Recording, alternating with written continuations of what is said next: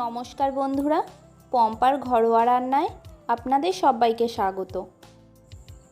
আজ নিয়ে চলে এসেছি সম্পূর্ণ ভিন্ন স্বাদের ভিন্নভাবে ডিম কষার একটা রেসিপি নিয়ে। রান্নাটা করার জন্য একটা ননস্টিক প্যান গরম করে দিয়ে দিচ্ছি সর্ষের তেল। তেল গরম হয়ে গেলে দিয়ে দিচ্ছি সামান্য গোটা জিরে। জিরেটা 30 সেকেন্ড মতন ভেজে নিয়ে এর মধ্যে দিয়ে দিচ্ছি 3 চামচ পেঁয়াজ কুচি। পেঁয়াজের গায়ে লালচে বাদামি রং না আসা পর্যন্ত পেঁয়াজ ভেজে নেব। পেঁয়াজ ভাজা হয়ে গেলে এর মধ্যে দিয়ে দেব 2 চামচ টমেটো কুচি। টমেটো কুচিটাও পেঁয়াজের সঙ্গে 1 মিনিট ভালো করে মিশিয়ে নেব। এবার দিয়ে দেব 1 চামচ কাঁচা লঙ্কা কুচি ও 1 চামচ আদা রসুন বাটা। আদা রসুনটাও টমেটো ও পেঁয়াজের সঙ্গে ভালো করে মিশিয়ে নেব যতক্ষণ না পর্যন্ত আদা রসুনের থেকে কাঁচা গন্ধটা চলে যায়।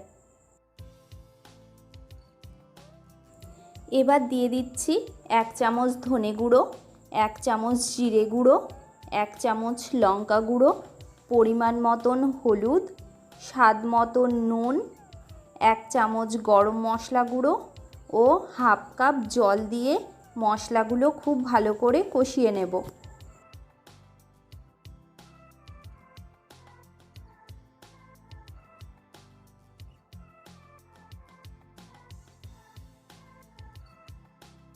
মশলা থেকে তেল ছেড়ে আসলে এর মধ্যে দিয়ে দেব 1 কাপ জল।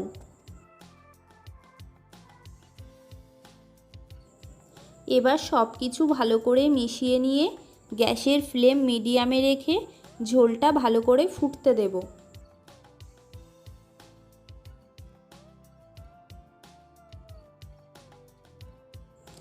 ঝোলটা ভালো করে ফুটে আসলে ওর মধ্যে এক এক করে ডিমগুলো ভেঙে দিয়ে দেব।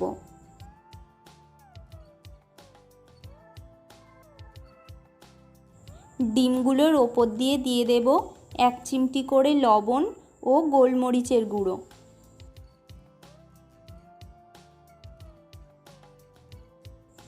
এবার গ্যাসের ফ্লেম একদম লোতে রেখে ঢাকনা বন্ধ করে 2-3 মিনিট মতন রান্না হতে দেব। ঢাকনাটা তুলে নিয়ে ডিমগুলো এক এক করে সব উল্টে দেব।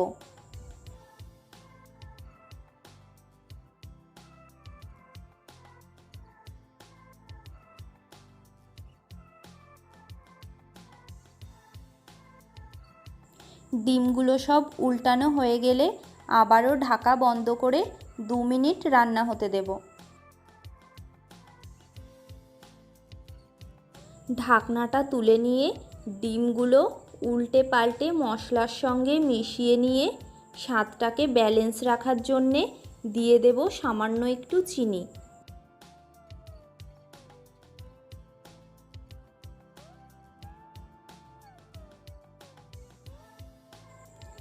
চিনিটা ভালো করে মিশিয়ে নিয়ে ধনেপাতা কুচি ছড়িয়ে নিলেই রেডি হয়ে যাবে ডিম কষা। ভিডিওটা কেমন লাগলো অবশ্যই কমেন্ট করে জানাবেন।